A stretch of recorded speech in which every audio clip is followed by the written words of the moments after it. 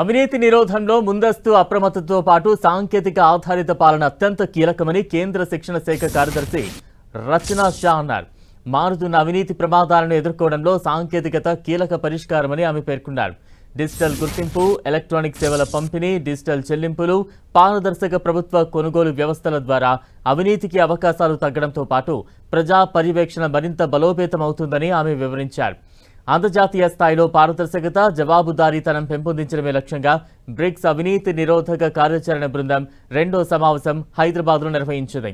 స్థిరత్వం, ఆవిష్కరణ, సహకారం, సుస్థిరత కోసం నిర్మాణం, ఆస్తుల రికవరీపై బ్రిక్స్ నిపుణులు చర్చిస్తున్నారు. ఈ ఉన్నత స్థాయి కార్యక్రమాన్ని డిఓపిటి కార్యదర్శి రచనా షా అధికారికంగా ప్రారంభించారు.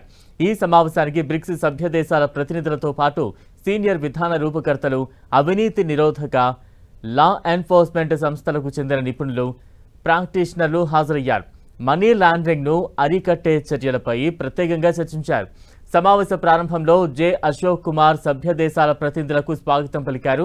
బ్రిక్స్ దేశాల మధ్య అవినీతి నిరోధక సహకారాన్ని బలోపేతం చేసేందుకు పరస్పర చర్చలు, ఆచరణాత్మక విధానాల రూపకల్పనపై ఈ ఏడాది ప్రత్యేక దృష్టి సారించామని రచనా షా తెలిపారు. ఇప్పటికే అమల్లో ఉన్న అంతర్జాతీయ వ్యవస్థలతో పునరావృతం కాకుండా పరస్పర సహకారాన్ని మరింత సమర్థవంతంగా చేసే విధానాల అభివృద్ధిపైనే తమ కృషి కేంద్రీకృతమైందని ఆయన పేర్కొన్నారు.